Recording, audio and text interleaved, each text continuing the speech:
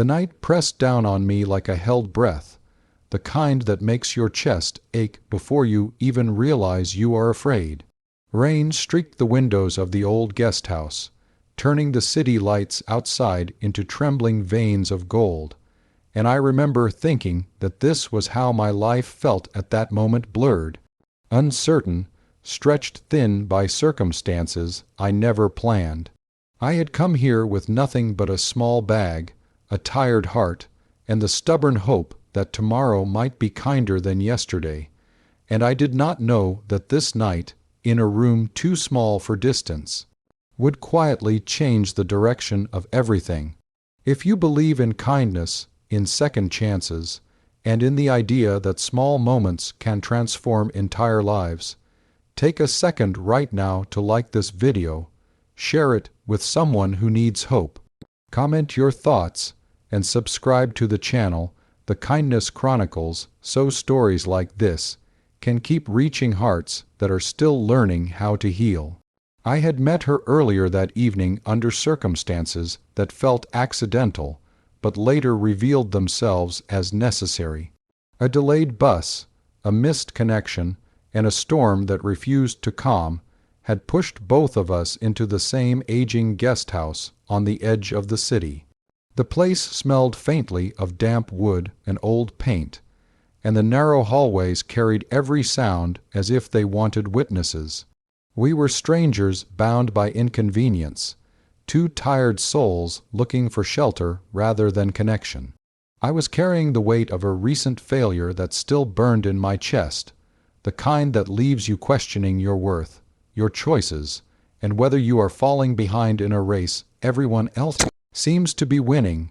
She carried her own quiet burdens, visible in the careful way she moved and the guarded calm in her eyes, as if she had learned that life could take things away without warning. The problem revealed itself when the owner, apologetic and exhausted, explained that a booking error had left only one room available. There were no other hotels nearby, the roads were flooding, and leaving meant risking the night outside. The room was small, practical, and honest about its limitations, with walls that seemed to lean inward and a single bed placed at its center like a truth neither of us could avoid. She stated the obvious reality of the space with a firmness that suggested boundaries built from experience, and I answered with a nervous attempt at reassurance that was less about the bed and more about survival, about sharing what little comfort the night allowed. There was no romance in that moment, only the awkward awareness of proximity and the unspoken agreement that respect would matter more than convenience.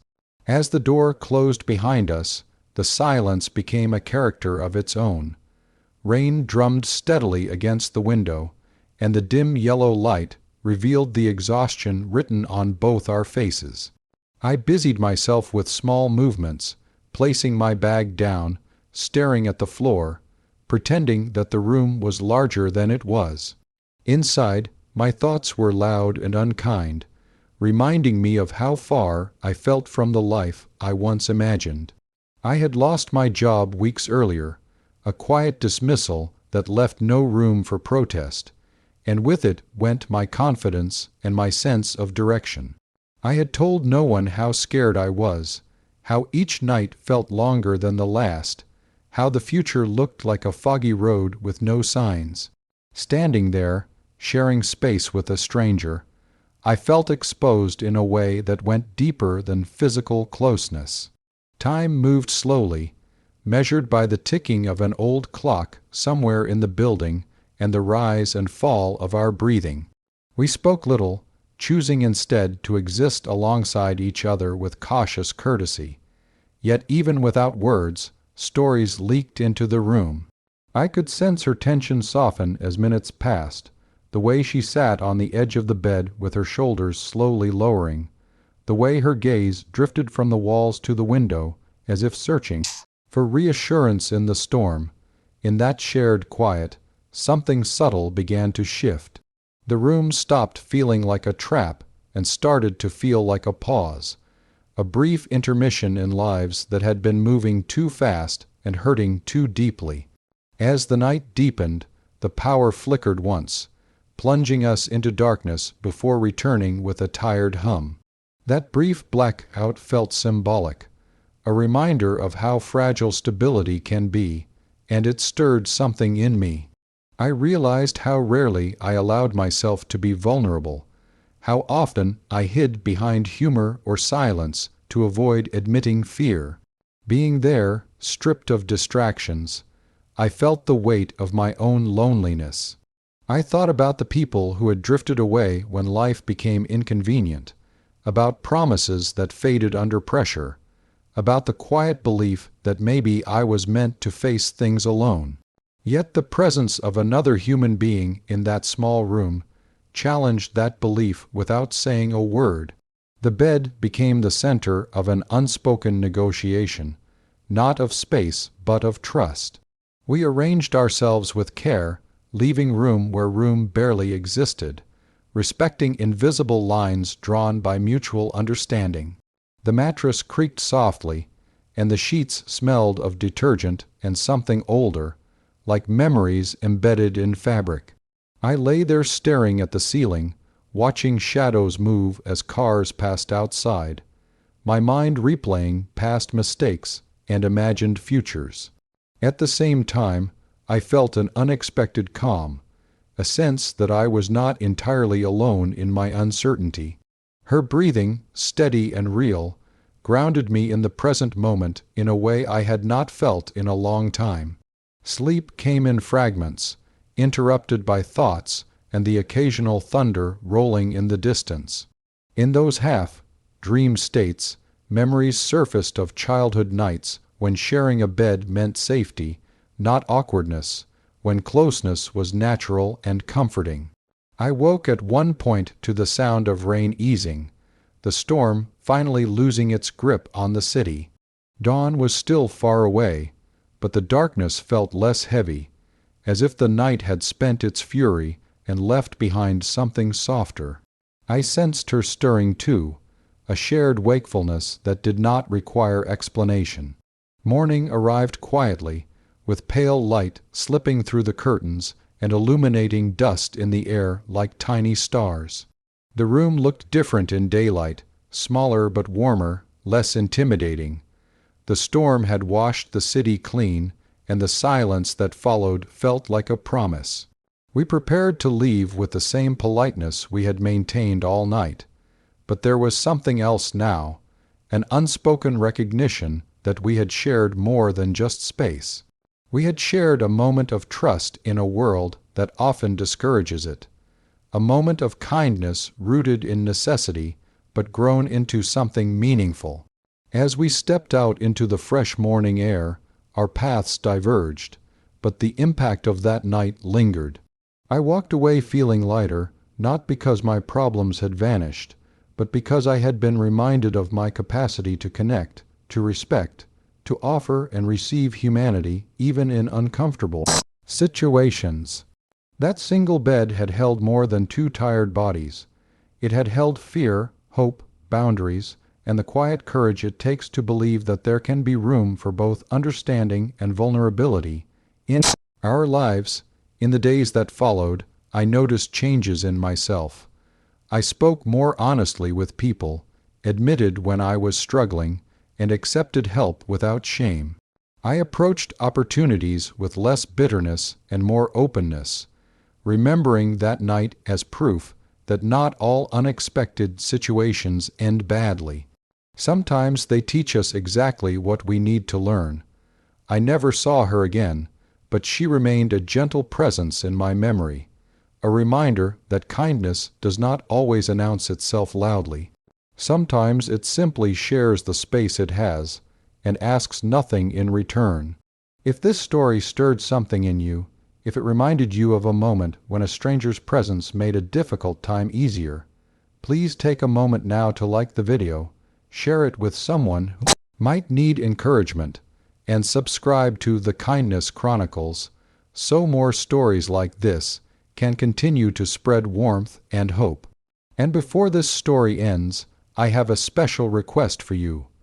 Go to the comments and write this line exactly as it is. there is always room for kindness. Your words might be the light someone else needs tonight. The night cracked open like a storm without thunder, the kind that presses against the chest before the rain ever falls. And when she finally said she could not hold it in anymore and that she was coming out, the world seemed to tilt, as if gravity itself paused to listen. I remember the way the streetlight outside flickered, how the ceiling fan hummed like a tired witness, and how something ancient and fragile inside both of us broke free at the same time. In that instant, I understood that some truths are heavier than secrets, and some secrets are heavier than love. If you believe in kindness, second chances, and quiet courage, take a moment right now to like this video, share it with someone who might need hope, comment your thoughts, and subscribe to the channel The Kindness Chronicles so more stories like this can find the people who need them most. We had known each other since we were young enough to believe that the world was fair if you were patient and honest. We grew up under the same sky that taught us to keep our heads down and our hearts guarded, where tradition felt like a locked door and fear was the key everyone carried. She was the kind of person who laughed softly, as if afraid of taking up too much space, and I was the kind who listened too much, learning early that silence could be a shield. Our lives ran parallel for years, close enough to touch but never colliding, until the day her eyes held a storm she could no longer contain. The challenge did not arrive all at once. It crept in like a shadow stretching longer each evening. I noticed the weight she carried in the way she hesitated before smiling, the way she watched people instead of joining them, the way she flinched at careless jokes that cut deeper than anyone realized. She was fighting a war no one else could see, a battle between who she was and who the world demanded she be. I struggled too, caught between my instinct to protect and my fear of what protection might cost us both. In a place where whispers could ruin lives, love often learned to hide. Days turned into weeks, and the air around us thickened with unsaid words. I felt helpless watching her fade into herself, knowing that honesty was the medicine and the poison. When she finally reached the edge of herself, it was not dramatic in the way movies pretend. It was quiet, exhausted, and devastatingly human. The truth poured out not as a performance, but as a surrender. She was not asking for applause or permission. She was asking for air. And in that moment, I chose to become the space where she could breathe. Saying it would be our little secret was not about hiding her truth. It was about buying her time. Time to heal, time to stand stronger, time to choose her own moment. Yet that promise carried its own weight. Secrets demand vigilance, and vigilance can erode the soul. I learned what it meant to listen without fixing, to guard without controlling, to love without ownership. Every gathering became a test, every conversation a tightrope.